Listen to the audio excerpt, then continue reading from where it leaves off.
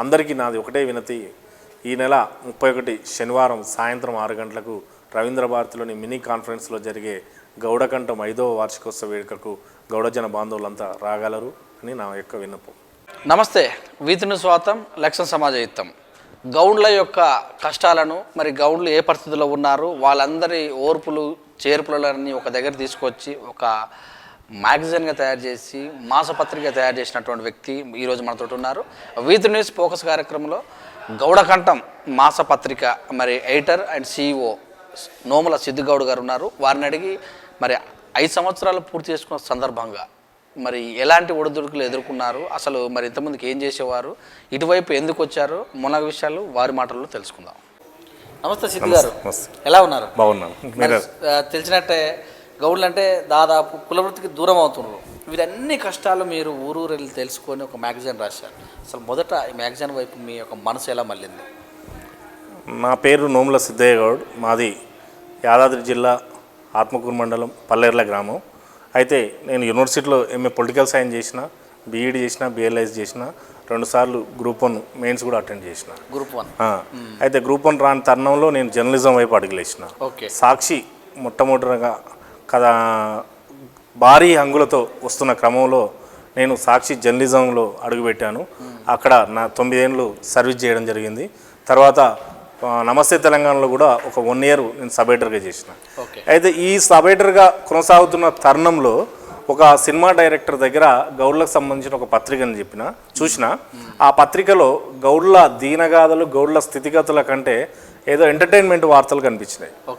అసలు నాకు అనిపించింది గౌడ్ల గురించి పూర్తి స్థాయిలో ఒక పత్రిక తీస్తే ఎలా బాగుంటుంది అనే ఒక ఆలోచన వచ్చి నా మిత్రుడు డేవిడ్ రాజుతో చర్చించడం జరిగితే, మీరు తీయండి సార్, మీ వంతుగా మీ ప్రయత్నంలో నా వంతుగా సహకారం అందిస్తా అంటే కాట శ్రీనివాస్ గౌడ్, గడిల శ్రీకాంత్ గౌడ్ పటాన్చెరు సంబంధించిన ఈ 2 వ్యక్తుల సహకారంతో మొట్టమొదటి సంచిక గౌడకంఠం వెలువడింది. అయితే ఈ గౌడకంఠంలో నేను పెట్టుకున్న టార్గెట్ ఏంటంటే గౌడ్ల యొక్క వీరుల కథలను తీయాలి. గౌడ్లలో 0 నుంచి ఉన్నత స్థాయి ఎదిగినటువంటి బుర్ర వెంకటేశ్వరం లాంటి వాళ్ళ, చింత కుమార్ లాంటి వాళ్ళను, వాళ్ళందరి కథలు తర్వాత తరాలకు ఇన్స్పిరేషన్గా ఉండేలా ఉండాలి. తర్వాత గౌడ్లకు సంబంధించిన గీత వృత్తి ఇప్పటికీ చాలా భయంకరమైన విషయం ఏంటంటే వనాల్లో పిట్టల్లా రాలిపోతున్నారు, గంటల కొద్ది తాళ్ళ మీద వేలాడుతున్నారు. అదే బోరుబావిలో ఒక బాబో పాపను పడితే గవర్నమెంట్ స్పందించి తీస్తుంది, చాలా వ్యయం చేస్తుంది. వాళ్ళని తీయొద్దని కాదు, తీస్తుంది, అది మంచి పని. కానీ ఒక గౌడన్న గీత కార్మికుడు తాటి చెట్టు పైన 4 గంటలుగా వేలాడుతున్నా అతను తీయడానికి ఏ పరికరం రాదు, ఏ అధికారి రాడు. అది చాలా బాధేసింది. ఇలాంటి కథనాలు కూడా తెల్లారి వస్తే ఒక పేపర్లో చిన్న కాన్స్టిట్యున్సీ పేజీలో వస్తుంది. అదే గౌడకంఠంలో వస్తే తెలంగాణ మొత్తం, ఏపీ మొత్తం వస్తుంది. అదేవిధంగా సాఫ్ట్ కాపీ చూసిన NRIలు కూడా చూసి గౌడ్ల దుస్థితిని చూసి స్పందించి వాళ్ళ కుటుంబాలకు ఏదన్నా అండగా ఉంటారనే ఏకైక ఉద్దేశంతో గౌడకంఠం తీసిన. ఇప్పటికి 5 ఏళ్ళు కంప్లీట్ చేసుకుంది. ఇందులో ఎన్నో వ్యయ ప్రయాసాలు ఉన్నాయి, అన్నీ భరిస్తూ ముందుకు సాగుతున్నా. కానీ ఈ అన్నిటికీ అండగా నిలిచినటువంటి అందరినీ నేను ఎన్నడూ మర్చిపోను. ముఖ్యంగా పల్లె లక్ష్మణరావు గౌడ్ సారు, స్వామి గౌడ్ సారు, చక్రవర్తి అన్న, రవీందర్ అన్న, వీళ్ళందరినీ ఎప్పుడు కూడా గౌడకంఠం మర్చిపోదు, సదా కృతజ్ఞతగా ఉంటుంది. అయితే ఇంతకుముందు కంటే సోషలిజం ఈ టైప్ ఆఫ్ ఫేస్బుక్లు, వాట్సాప్ లేవు. ఏదైనా మ్యాటర్ రావాలంటే త్వరగా ఒక 5 సంవత్సరాల క్రితం అంటే తక్కువనే ఉందని చెప్పుకోవచ్చు. మరి మీరు గౌడ్లకు సంబంధించినటువంటి మ్యాటర్ ఎలా గ్యాదర్ చేసేవారు, ఎలా వెళ్ళేవారు? నేను యాక్చువల్లీ ఇప్పటికి కూడా ప్రతి గ్రామానికి వెళ్తా. నాకు ఒక సమాచారం తెలిసిందంటే ఆ గ్రామానికి వెళ్ళి వాళ్ళ యొక్క స్థితిగతులను తెలుసుకొని, ఆ ఫీడ్బ్యాక్ తెలుసుకొని వాళ్ళను ఏ విధంగా హైలైట్ చేయాలనే ఉద్దేశంతో చూసి దాన్ని ప్రజెంట్ చేయడం జరుగుతుంది. ప్రజెంట్ చేసినాక చాలా కథనాలపైన ఒక కబడ్డీ క్రీడాకారుడు ఉంటాడు, కరీంనగర్ టు జగిత్యాల మధ్యలో కబడ్డీ క్రీడాకారులు మల్లేశం అంటాడు. అతను అసలు ప్రో కబడ్డీలు ఆడుతుంటే ఎవరికి కూడా గౌడని తెలియదు. నేను రాసిన. ఇటీవల కూడా రామగుండం మండలంలో కబడ్డీ క్రీడాకారుడు బ్యాంకాక్ వెళ్ళిండు. ఆ ఊరు నుంచి బ్యాంకాక్ దాకా కూతా అని చెప్పి నేను అతను కూడా హైలైట్ చేసిన. ఈ అన్నిటికంటే ముఖ్యంగా పల్లె లక్ష్మణరావు సారు V6 ఛానల్లో ఒక అమ్మాయి తాడి చెట్టు ఎక్కుతుంటే చూసి ఈ అమ్మాయికి మనం ఏ విధంగా సాయం చేయాలి సిద్ధు, మనం ఏం చేద్దామంటే అమ్మాయిని చదివిద్దాం సార్, చదివిస్తే బాగుంటుంది సార్ మీరు అని అంటే ఆ సార్ నన్ను తీసుకుని వెళ్తే ఆ అమ్మాయి నేపథ్యం అంతా సేకరించి నేను మన దాంట్లో రాసిన. కాబట్టి ప్రతిదీ కూడా అది గీతా కార్మికులే కానీ గీతా కార్మికుల పిల్లలే కానీ మొత్తానికి గౌడ్లకు సంబంధించిన సమాచారాన్ని క్షేత్రస్థాయిలోకి వెళ్ళి తీసుకొచ్చి అదే సమాచారం క్షేత్రస్థాయిలోకి వెళ్ళేలా చేస్తున్నా. అది అయితే ఇప్పుడు మీరు రాయడం వల్ల ఈ పత్రిక వల్ల వారికి అంటే మీ యొక్క గౌడం కంఠం నుంచి అంటే మీ యొక్క గౌడ్ల కులస్తుల నుంచి ఎలాంటి ఆర్థిక లావాదేవీలు హెల్ప్స్ అవుతున్నాయా? అవుతున్నాయి తప్పకుండా. ఉదాహరణకు గీతా కార్మికులు నల్గొండ జిల్లాలో ఎక్కువ ఉన్నారు. వాళ్ళు బాగా ప్రమాదవశాత్తు తాడి చెట్టు మీద జారి పడిపోతుంటే చక్రవర్తి అన్న రవీందర్ అన్న వాళ్ళందరూ కలిసి ఒక డిపార్ట్మెంట్గా యూనిఫామ్ డిపార్ట్మెంట్కి సంబంధించి ఒక అమౌంట్ సేకరించి పడిన కుటుంబానికి సాయం చేసారు. అది గౌడకంఠంలో చూసే చేసారు. కాబట్టి ప్రతిదీ కూడా అందరికీ న్యాయం జరుగుతుందా అంటే మన గౌడకంఠం దృష్టికి వచ్చిన వాళ్ళు దాదాపు న్యాయం జరిగేలా మాత్రం మనం కృషి చేస్తున్నాం. గౌడకంఠం తరఫున వాళ్ళకి అందించేంత మాత్రం మనం ఆ స్థాయిలో లేవు ఇంకా. మరి మీ యొక్క మ్యాగజైన్ మరి ఎగ్జిక్యూటింగ్ విషయంలో మీరు ఏ ప్లాన్తో ముందుకెళ్తారు? మరి ఇప్పటి వరకు ఎన్ని గ్రామాలు ఏమైనా ఐడియా ఉందా? ఇప్పటి వరకు మరి చదువుకున్న వ్యక్తులు అందరూ కలిసి ఎగ్జిక్యూటింగ్ విషయంలో ఎలా ప్లాన్ చేస్తుంటారు? ఎగ్జిక్యూటివ్ అంటే ప్రతి మ్యాగజైన్ ప్రతి ఊరికి ఇప్పుడు నా లక్ష్యం ఒకటేనండి. తెలంగాణతో పాటు యావత్ ఆంధ్రప్రదేశ్ కూడా ప్రతి ఇంటికి ప్రతి గడపకు గౌడకంఠం చేరాలి. గౌడకంఠం అనేది గౌడ గొంతుక. ఈ గొంతుకను వినిపించాలనే ఉద్దేశంతో నేను వెళ్తున్నా. తెలంగాణలో తెలంగాణ ఆంధ్రాలో కలిసి 9,600 సర్క్యులేషన్ ఉంది. ఎవ్రీ మంత్ మనం 10,000 కాపీలను ప్రింట్ చేస్తున్నాం. అయితే ప్రతి ఇంటికి వెళ్ళాలంటే వాళ్ళలో చైతన్యం రావాలి. ఇంకా చాలామంది ఓన్ చేసుకోవాలి. ఇది నా పత్రిక, నా యాక్చువల్ ఒక్క విషయం ఆలోచించాలి. గౌడులంతా కూడా సర్దార్ సర్వాయి పాపన్న మన వీరుడు మన యోధుడు అని మనం చెప్తున్నాం. కానీ ఆ పాపన్న గురించి చరిత్ర బయటికి ఎందుకు రాలే? ఎందుకంటే పాపన్న వెళ్ళిన కాలంలో చదువుకున్న వాళ్ళంతా అభివృద్ధి చెందిన వర్గాలు. నేను అగ్రకులాలని నేను సంబోధించను, కానీ అభివృద్ధి చెందినటువంటి వర్గాలు వాళ్ళలో చదువు ఉంది, వాళ్ళలో సాహిత్యం ఉంది, వాళ్ళు వాళ్ళ గురించి రాసుకోగలిగారు. పాపన్న ఏ సామాజిక వర్గానికి చెందిన ఇతడో ఆ గౌడ సామాజిక వర్గంలో అప్పుడు అక్షరాస్యత లేదు. కాబట్టి పాపన్న గురించి రాసేవారు లేరు.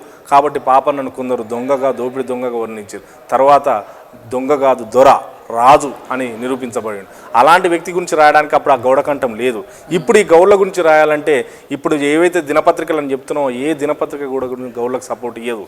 ఇచ్చినా కొంతవరకే ఇస్తుంది. ఒక వార్త 4 గంటలు తాడి చెట్టు మీద వేలాడుతుందంటే 4 గంటలకు సంబంధించి ఒక కాన్స్టిట్యున్సీలో వార్తిస్తారు తప్ప మెయిన్ పేజీలో ఇయ్యరు. అదే గౌడకంఠంలో మనం కవర్ పేజ్ మీద వార్తిస్తాం. ఇక్కడ జరిగిందనే విషయం అందరికీ తెలుస్తుంది. కాబట్టి గౌడకంఠం అనేది ప్రతి విషయాన్ని గౌడ్ల యొక్క విషయాన్ని క్షుణ్ణంగా ముందుకు తీసుకెళ్లాలని చూస్తుంది. అయితే మీరు గౌడకంఠం అని పెట్టారు. అవును. మీ గౌడ్లో కూడా చాలా వరకు వర్గాలు అంటే సంఘాలు. మరి వాళ్ళ అన్ని సంఘాల వాళ్ళకి మీకు మద్దతు ఎలా ఉంది? అంటే మీరు సంఘాలకు అన్ని అనుబంధంగానే చేస్తున్నారు చెప్తున్నారు కదా, వాళ్ళ యొక్క మద్దతు ఎలా ఉంది? చాలామంది ఒక్కొక్కరులా అంటారు ఈ సంఘానికి ఇది అనుబంధం అని అలా అని. కానీ గౌడకంఠం ఏ సంఘానికి అనుబంధం? గౌడకంఠం అనేది గౌడ్ల గొంతుక, గౌడ్లకు అనుబంధమైంది. ఆ విషయాన్ని ప్రతి ఒక్కరు గ్రహించాలి. గౌడకంఠం అనేది మన పత్రిక అనుకో. అందుకే సామన్న ఎన్నో వేదికలపైన గౌడకంఠాన్ని నిలబెట్టే ప్రయత్నంలో స్వామి గౌడ్ సాబు ప్రతి ఒక్కరికి చెప్పిండు. సిద్ధు గౌడ్ ఇంత కష్టపడి ఈ పత్రికను నడిపిస్తున్నాడు. గతంలో ఒక పత్రిక వచ్చింది, దానిలాగా ఇది ఉంది. కాబట్టి మన పత్రికను మనం బతికించుకుందాం, మన పత్రికను మనం చదువుదాం. ఒక్కరు 3 సంవత్సరాలకు ఒక 1000 రూపాయలు ఖర్చు పెట్టాలి అంటే క్యాలిక్యులేట్ చేస్తే రోజుకు ₹1. మనం ఛాయ్ తాగినా ₹10 అవుతుంది. రోజుకు ₹1 ఖర్చు పెట్టి గౌడకంఠాన్ని చదవండి. చదివితే గౌడకంఠం అనే పత్రిక ఖచ్చితంగా నిలబడుతుంది, మన గురించి చెప్తుంది, మన పత్రిక ఇది అని చెప్పి సామాన్య చెప్పిండు. నేను కూడా అదే చెప్తున్నా, అదే బాటలో నడుస్తున్నా. మొత్తం ఎన్ని పేజీలు ఉంటుంది? పేజీల విషయాలు ఏ దానికి మీరు మొదటి పేజీకి ఏ అంశాన్ని ఇస్తుంటారు? ఇలాగ ఎలా ఎడిటింగ్ చేస్తుంటారు? నేను బర్నింగ్ ఇష్యూ ఏదైతే ఉందో ఆ బర్నింగ్ ఇష్యూను ప్రథమ ప్రయారిటీ ఇస్తా. ఉదాహరణకు ఆగస్టు వచ్చింది అనుకోండి, ఖచ్చితంగా సర్వాయి పాపన్న గురించి స్టోరీ పెట్టాల్సిందే. ఆయన ఇప్పుడు నేను స్టోరీలు కూడా ఒకే మూసధోరణిలో స్టోరీలు ఇవ్వట్లేదు. పాపన్న గురించి ఒక పాట పాడే కళాకారుడు ఏం చెప్తాడో చెప్పిన, పాపన్న గురించి ఒగ్గు కళాకారుడు ఏం చెప్తాడో చెప్పిన, పాపన్న గురించి వాయించే నాదం వాయించే కళాకారుడు ఏం చెప్తాడో చెప్పిన, పాపన్న గురించి చరిత్ర ఏం చెప్తుందో చెప్పిన. బత్తిని మొగలయ్య గౌడ్, ఈ బత్తిని మొగలయ్య గౌడ్ గురించి చరిత్ర చాలా మందికి తెలియదు. ఆయన వరంగల్లో పుట్టి నిజాం రజాకారులను 200 మందిని ఎదిరించి ప్రాణాలు వచ్చినటువంటి యోధుడు ఆయన గురించి కట్టగాని రవీందర్ గౌడ్ వెలికి తీస్తే తప్ప పుస్తకం బయటికి రాలే. ఆయన భార్యను ఇంటర్వ్యూ చేసినాం మేము. వాళ్ళ భార్యను లచ్చమ్మని ఇంటర్వ్యూ చేసి నేను రాసిన టైటిల్ ఏంటంటే 4 కోటల మునగాడు నామొగడు. అని చెప్పి టైటిల్ పెట్టి రాసిన. నేను ఉదాహరణకు ఇప్పుడు సీనన్నకు మంత్రి పదవి వస్తే శిఖరం ఎక్కిన సీనన్న అని రాసిన. స్వామి గౌడ్ గురించి రాయాలంటే ఆయన అంతకుముందు చేసిన సేవా కార్యక్రమాల గురించి స్వామి కాదు సేవకుడు అని రాసిన. ఇలా ప్రతిదీ నేను ప్రజెంట్ చేయడం జరుగుతుంది. బర్నింగ్ ఇష్యూను మొదటి ప్రియారిటీ ఇస్తాం, తర్వాత నెక్స్ట్ ఒకరి ఇన్స్పిరేషన్ స్టోరీ, నెక్స్ట్ మీటింగులు అలా వెళ్తాం కనుక ఏ సంఘానికి అనుబంధం కాదు, ఇది గౌడ్లకు అనుబంధమైన పత్రిక. అయితే ఇప్పుడు అన్ని పేజీలలో మీరు ఒక్కరే డిజైన్ చేయడం కానీ ఎడిటింగ్ చేయడం కానీ ఎలా ఎన్ని రోజులు సేకరిస్తారు, ఎన్ని రోజులు డిజైన్కి టైం తీసుకుంటారు? నేను యాక్చువల్లీ ఉద్యోగులను పెట్టుకుంటే ఆర్థికంగా బాగా భారం అవుతుందన్న ఉద్దేశంతో నేనే ఫీల్డ్ వరకు 15 రోజులు తిరగడం జరుగుతుంది. 15 రోజుల తర్వాత ఒక 5 days రెస్ట్ తీసుకొని నెక్స్ట్ 10 days నేనే టైప్ చేయడం జరుగుతుంది నాకున్న అనుభవంతో. తర్వాత నాకు ఒక డిజైనర్ ఉన్నాడు, నాకు ఒక ఎంప్లాయీ ఉన్నాడు, ఇవి అందరితోటి పోస్ట్ చేసుకొని ముందుకు వెళ్తున్నాను. మొత్తం మరి ఇప్పుడు 32 జిల్లాలు, 32 జిల్లాలలో కూడా మరి గౌడకంఠం ఎలా ఉంది, మరి అంతటి నుంచి మీ యొక్క సోదరుల యొక్క గౌడ సోదరుల యొక్క ఆప్యాయత ఎలా అనిపిస్తుంది? లేదు, ప్రతి జిల్లాలో మన పత్రిక వెళ్తుంది. ఇప్పటికీ 9,600 సర్క్యులేషన్ ఉంది. ఇది చాలా ఆనందంగా. కానీ నా టార్గెట్ ఏంటంటే ఒక 30,000 సర్క్యులేషన్ పెట్టుకున్నా. 30,000 సర్క్యులేషన్ ఉన్నప్పుడు ఏంటంటే నేను నా ఫోన్ ఆఫీస్లో ఉండే నేను మాట్లాడుకొని సమాచారం సేకరించుకొని నేను సెట్ చేసుకోగలను. కాబట్టి ప్రతి జిల్లా తర్వాత ఆంధ్రాలో కూడా 4 జిల్లాలకు వెళ్తుంది: కృష్ణా, గుంటూరు, కర్నూలు, అనంతపురం. ప్రతి ఒక్కరు గౌడ్ అనే ఫీలింగ్ ఉన్న ప్రతి ఒక్కరు పత్రికను ఆదరించే ప్రయత్నం నేను చేస్తున్నాను. మరి 5 వసంతాలు పూర్తి చేసిన సందర్భంగా మరి ఎవరిని ఇన్విటేషన్ ఇస్తున్నారు, ఎక్కడెక్కడ జరిగే అవకాశం ఉంది కార్యక్రమం? ఇప్పుడు ఈ 5 వసంతాల పూర్తి చేసుకున్న సందర్భంగా గౌడకంఠాన్ని మన ప్రజాప్రతినిధుల గొంతుక నుంచి వినిపించాలనే ఉద్దేశంతో నేను ఏం చేసినంటే రవీంద్ర భారతి వేదికగా 31వ తారీఖు శనివారం నాడు సాయంత్రం 6 గంటలకు గౌడకంఠం 5వ వార్షికోత్సవం పెట్టడం జరిగింది. ఈ కార్యక్రమానికి ముఖ్య అతిథులుగా మంత్రి శ్రీనన్న, తర్వాత డిప్యూటీ స్పీకర్ పద్మారావు గౌడు, స్వామి గౌడు, బూర నరసయ్య గౌడు, ఎమ్మెల్సీ గంగాధర్ గౌడు, వాల్సాని లక్ష్మీనారాయణ గౌడు, కేఈ కృష్ణమూర్తి గౌడు మాజీ డిప్యూటీ సీఎం, తర్వాత దేవేందర్ గౌడు, వీరేందర్ గౌడు, పల్లె లక్ష్మణరావు గౌడు, జడపల్లి నారాయణ గౌడు, వీళ్ళందరూ వస్తున్నారు. అందరూ గౌడులంతా హాజరయ్యి పత్రికను నిలబెట్టాలని కోరుతున్నా, ఆశీర్వదించాలని కోరుతున్నా. అయితే దీనికి ఇంకొక ముఖ్యమైన విషయం ఏంటంటే నాకు ఫస్ట్ కాట శ్రీనివాస్, గడిల శ్రీకాంత్ ఇచ్చిన మద్దతుతో పాటు నడిచిన పత్రికను పూర్తిగా నిలబెట్టేందుకు పల్లె లక్ష్మణరావు గౌడ్, గౌడ్ హాస్టల్ చైర్మన్, మరియు జేఎస్ఆర్ గ్రూప్ సన్ సిటీ అధినేత జడపల్లి నారాయణ గౌడ్ వీళ్ళు ఇచ్చినటువంటి మద్దతుతోనే పత్రిక చాలా నడవడం జరుగుతుంది. వీళ్ళు లేకపోతే నాకు నిజంగా ఇబ్బంది ఏముంటుంది. కానీ జడపల్లి నారాయణ గారి సంపూర్ణ మద్దతును నేను ఎప్పుడు మరవలేను. వీళ్ళందరూ కూడా నేను సదా కృతజ్ఞుని. అయితే ఇంకొకటి చిన్న అంశం, కళ్ళు యొక్క విశిష్టత గురించి మరి ఇప్పటికే దాదాపు కొన్ని పత్రికల్లో కళ్ళు బాగలేదు, కళ్ళు తాగితే అది వస్తుందని రాయడం వల్ల కంపౌండ్లు కూడా కొన్ని మూతపడ్డాయి. దీని గురించి ఆయన వెలికి తీసే అంశం ఏమైనా ఉందా? లేదు, నేను చాలాసార్లు ఇప్పటివరకు నేను గౌడకంఠం పెట్టిన 5 సంవత్సరాల్లో 2వ సంచికలోనే కళ్ళులో ఎలాంటి పోషకాలు ఉంటాయి, కళ్ళు తాగితే ఎలాంటి రోగాలు పోతాయి, కళ్ళు వల్ల ఎన్ని ఉపయోగాలు ఉన్నాయి, కళ్ళు స్వచ్ఛమైనది, ఇది ప్రకృతి పానీయము, ఇది ఏదో కల్తీ పానీయం అని ఒక ముద్ర వేస్తున్నారు. ఆ ముద్ర కరెక్ట్ కాదు. కళ్ళు యొక్క గొప్పతనం ఏందని వివరించే ప్రయత్నం నేను చేసిన తర్వాత 2 సంవత్సరాలకు ఉస్మానియా యూనివర్సిటీ చెందినటువంటి స్కాలరు కళ్ళుతో క్యాన్సర్ మాయం అని చెప్పి వేస్తే అది చాలా దినపత్రికల్లో మొదటి పేజీలో రావడం జరిగింది. కానీ గౌడకంఠం 5 ఏళ్ల కిందనే ఇది ప్రచురించింది. కళ్ళు యొక్క గొప్పతనాన్ని వివరిస్తూనే వస్తుంది. కళ్ళు ఇప్పుడు కాదు, ఎప్పటికైనా కల్తీ కాదు. కళ్ళు ప్రకృతి పానీయం, ఆరోగ్యానికి సంరక్షిస్తుంది. అయితే జనాలు చూసినట్టయితే మరి సాఫ్ట్ డ్రింక్స్, కూల్ డ్రింక్స్ వైపు ఎక్కువ మొగ్గు చూపుతున్నారు. ఓకే, దాదాపు మరి ఇంట్లో వాళ్ళు కూడా ఏదైనా ఫంక్షన్ జరిగితే మంచిది కాదు అని చెప్పినా కూడా అవే ఒక గ్లాస్ తీసుకొని ఇవ్వడం జరుగుతుంది. ఆ స్థాయికి మరి కళ్ళు ముందుకు వస్తే గౌడ కులస్తులంతా ఆర్థికంగా బాగుపడతారని తెలిసిన అంశమే. ఇటువైపు ఏమన్నా మీరు వెలిగితీసే అంశం? మనం ఆల్రెడీ నీరా అయితే ఎలా ఉంటుంది అనేది ఉద్దేశంతో నీరా గురించి కూడా ఇటీవల కేటీఆర్ గారు త్వరలో నీరా ప్రాజెక్ట్ అని చెప్పడం జరిగింది. దాన్ని కూడా మనం ప్రచురించడం జరిగింది. తెలంగాణలో నీరా చట్టం అని చెప్పి, ఇలాంటి నీరా చట్టం వస్తే ఖచ్చితంగా కూల్ డ్రింక్స్ అనేవి బంద్ అవుతాయి. ఆ కూల్ డ్రింక్స్ బంద్ కావడంతో పాటు ప్రతి ఒక్కరు కూల్ డ్రింక్ లాగా నీరాన్ని తాగే ఇప్పటికే మధ్యలో రమేష్ అన్న నీరా ప్రాజెక్టు పైన చాలా పనులు వర్కౌట్ చేస్తున్నాడు. అది బయటకు వస్తే మాత్రం మీరు అన్నట్టు కూల్ డ్రింక్ స్థానంలో ప్రత్యామ్నాయం నీరా ఉంటుంది. నీరా వచ్చిందంటే కూల్ డ్రింక్లు మాయం కావడం ఖాయం. అది. ఓకే, తాటి బెల్లము అలాంటివి కూడా వస్తున్నాయి కదా. చాలా ఇప్పుడు చాలామంది తెలుసుకోవాల్సిన విషయం ఏంటంటే తాటి వల్ల ఎన్ని ఉపయోగాలు ఉన్నాయో, తాటి వల్ల ఎన్ని ప్రొడక్ట్స్ ఉన్నాయి అనేది ఇప్పటికి తమిళనాడులో జరుగుతుంది. అలాంటిది కనుక తెలంగాణలో వస్తే ఇప్పటికే రోడ్ల మీద తాటి బెల్లం అమ్మకాలు జోరుగా ఉంటున్నాయి. ఆల్రెడీ మన మామూలుగా వచ్చే బెల్లాన్ని తగ్గించారు, తాటి బెల్లాన్ని వాడుతున్నారు. కాబట్టి తాటి వల్ల జరిగే ప్రతిదీ అంతెందుకు, తాటి పండుతోటి జ్యూస్ చేసుకుని కల్చర్ స్టార్ట్ అయింది. చూడండి, ఇంకొక 10 ఏళ్లలో బ్రహ్మాండంగా తాటి చెట్టు యొక్క ఉపయోగాలు పూర్తి స్థాయిలో బయటకు వస్తాయి, పూర్తి స్థాయిలో వినియోగంలోకి కూడా వస్తాయి. సభకు ఎంతమంది వస్తారని ఎక్స్పెక్ట్ చేస్తున్నారు? అక్కడ వచ్చిన వాళ్ళకి ఎలాంటి ఆతిథ్యం ఉంటుంది? సభకు వచ్చిన ప్రతి ఒక్కరు గౌడ ప్రజాప్రతినిధులతో పాటు గౌడ జన బాంధవులు ఎవరైతే ఉన్నారో వాళ్ళందరూ మన సభకు ఆహ్వానితులే.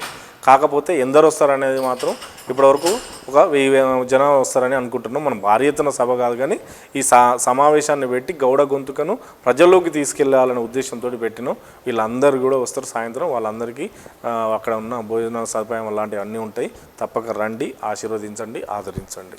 సన్మానాలు వచ్చిన వాళ్ళకి అంటే ఇప్పటి వరకు గౌడ కంఠానికి మద్దతు ఇచ్చిన, సంపూర్ణ మద్దతుగా పలికిన ప్రతి గౌడ బాంధవునికి నా వంతుగా నేను అక్కడ సన్మానం చేసుకోవడం జరుగుతుంది. మా టీవీ తరపున, మరి మీ గౌడ కంఠం తరపున మీ యొక్క వ్యూవర్స్ అంటే మీ యొక్క గౌడ కులస్తులకు ఏం చెప్తారు? ముఖ్యాంశం, గౌడన్నలు మన వృత్తి ప్రమాదంలో ఉందని, మాయమవుతుందని, కనుమరుగవుతుందని ఆందోళన చెందకండి. ఇప్పుడు సైకిల్ చక్రంలా ప్రతి ట్రెండ్ నడుస్తుంది. కాబట్టి ఖచ్చితంగా భవిష్యత్తు గౌడన్నలది ఉంటుంది. కాకపోతే బాధాకరమైన విషయం ఏంటంటే తాటి చెట్టు ఎక్కే వాళ్ళు రోజు రోజుకు తగ్గిపోతున్నారు. కాకపోతే ఇంకో 5 ఏళ్ల తర్వాత వాళ్ళ భవిష్యత్తు ఎంత ఆర్థికంగా బలంగా ఉంటుంది అంటే తాటి ఉత్పత్తిలో వచ్చే ఇన్కమ్ ఉంటుంది, నీరా ప్రాజెక్టు ద్వారా వచ్చే ఇన్కమ్ ఉంటుంది. తర్వాత కళ్ళు అనేది స్వచ్ఛమైన పానీయంతో పాటు రోగాలను మాయం చేస్తుందనే అవగాహన జనాల్లోకి వస్తుంది. కాబట్టి కళ్ళుకు చాలా డిమాండ్ ఏర్పడేటువంటి అవకాశం ఉంది. కాబట్టి మన బతుకుకు, మన వృత్తికి భవిష్యత్తు ఉంది, ప్రమాదం లేదు. కాకపోతే వృత్తి ఆధునీకరణ చెందకపోవడం అనేది చాలా బాధించాల్సిన విషయం. ఎందుకంటే వృత్తి ఇప్పటివరకు సమాజంలో అన్ని వృత్తులు ఆధునీకరణ చెందినాయి, కానీ గౌడ వృత్తి మాత్రం ఆధునీకరణ చెందలే. అందుకే రోజుకు వనాల్లో పిట్టల్లా రాలిపోతున్నారు గౌడన్నలు. బతుకుకు భరోసా లేకుండా పోతుంది. ఇంటి నుంచి బయటికి వెళ్ళిన గౌడన్న ఇంటికి వచ్చేదాకా వస్తాడా అనే నమ్మకం కూడా లేకుండా ఆ ఇంటి ఆడపడుచు ఆందోళనతో ఎదురు చూడాల్సిన సమయం ఉంది. కాబట్టి ఎవరు కూడా ఆందోళనలు చెందొద్దు. ఆల్రెడీ మన ప్రజాప్రతినిధులు అందరూ కూడా మిషన్లు తీసుకొచ్చే పనిలో పడ్డారు, ఆ విధంగా ప్రయత్నాలు చేస్తున్నారు. కాబట్టి నేను కూడా ప్రభుత్వానికి ఒక విన్నపం చేస్తున్నా, గౌడ వృత్తిని ఆధునీకరించండి. బార్లు, రెస్టారెంట్లు ఏవో ఉన్నాయి, అలా ఏదో కళ్ళు మండువలకే గీత వృత్తిని పరిమితం చేయకుండా కళ్ళు మండవలను కూడా ఆధునీకరిస్తే అందరూ వచ్చి ఆడ నీర తాగే అవకాశం ఉంటుంది, కళ్ళు తాగే అవకాశం ఉంటుంది, కళ్ళు మీద ఉన్న కల్తీ ముద్ర తొలగిపోయే అవకాశం ఉంటుంది. కాబట్టి వృత్తి ఆధునీకరణ చెందాలని కోరుకుంటున్నా. తర్వాత గౌడ కంఠంగా నేను అందరికీ ఒక ప్రయత్నం చెప్తున్నా, మన కంఠాన్ని మనమే వినిపించుకుంటాం, వేరే వాళ్ళు వినిపించరు. కాబట్టి మన కంఠం పత్రిక మన ఊరికి వస్తే మన సమస్యలు మన రాష్ట్రం దాకా వెళ్తాయి. మన రాష్ట్రంలో ఉన్న ప్రజాప్రతినిధులు అందరూ మన సమస్యను గుర్తించి దానిపైన పోరుపాటు చేస్తారా, లేకపోతే పరిష్కార మార్గం చూస్తారా, ఏదో ఒక మార్గం దొరికే అవకాశం ఉంటుంది. కాబట్టి ప్రతి వ్యక్తి గౌడ కంఠాన్ని ఆదరించండి, ఆశీర్వదించండి. ఇది నా పత్రిక కాదు, మన పత్రిక, మన గొంతుక. 1000 రూపాయలు కడితే 3 ఏళ్ళు ఈ పత్రిక మీ ఇంటికి వస్తుంది. 5000 కడితే శాశ్వతంగా మీ ఇంటికి వస్తుంది. మీ దగ్గర జరిగే ప్రతి కార్యక్రమాన్ని గౌడ కంఠం ఎలాంటి ఆశించకుండా పబ్లిష్ చేస్తుంది. కాబట్టి ఎవరు ఏదో ఆశించి పబ్లిష్ చేస్తుందనే ముద్ర మా మీద లేదు, అది రాదు కూడా. నేను అదే మన ప్రజా గొంతుకను వినిపించాలనే, గౌడ గొంతుకను వినిపించాలనే ఉద్దేశంతో పత్రిక పెట్టిన. ఇప్పటికీ మీ ప్రాంతంలో ఎక్కడ ఏం జరిగినా నాకు వాట్సాప్ ద్వారా 96601165కి నాకు వాట్సాప్ పంపిస్తే ఖచ్చితంగా గౌడ కంఠంలో ప్రచురితం చేస్తా. ఆ సమస్యను మన గౌడ ప్రజాప్రతినిధుల దృష్టికి తీసుకెళ్లి పరిష్కరించే దిశలో నేను సంధానకర్తగా నా వంతు పాత్రను నిర్వర్తిస్తా. కులం సేవ కోసమే నేను ఉద్యోగాన్ని సైతం పక్కకు పెట్టి నేను వచ్చిన. కాబట్టి ఇక్కడ ఏ లాభాపేక్ష లేదు, మన పత్రిక, మన గొంతుక. Okay sir, thank you. మీ యొక్క విలువైన విషయాలు, మీ కులం కోసం మీరు పోరాడుతున్నటువంటి అంశాలను, మీరు పెట్టినటువంటి గౌడకంఠం పెట్టినటువంటి అంశాలన్నీ మాతో డిస్కషన్ చేసినందుకు, అలాగే 5 వసంతాలు పూర్తి చేసినందుకు మీకు కంగ్రాచులేషన్స్. మరెన్నో వసంతాలు పూర్తి చేసుకొని మరి గౌండ్ల ప్రజాప్రతినిధులు అయితేనేమి, గౌండ్ల కులస్తుల యొక్క ఉన్నటువంటి ఏవైతే సమస్యలు ఉన్నాయో అవన్నీ వెలికి తీయాలని మనసారా కోరుకుంటూ సెలవు. ఇదండి మరి గౌడ కంఠం ఎడిటర్ అండ్ CEO మరి నోముల సిద్దిగౌడ్ చెప్పినటువంటి విషయాలు. చూస్తూ ఉండండి with news. Cameraman నవీన్తో me Suresh Dandu.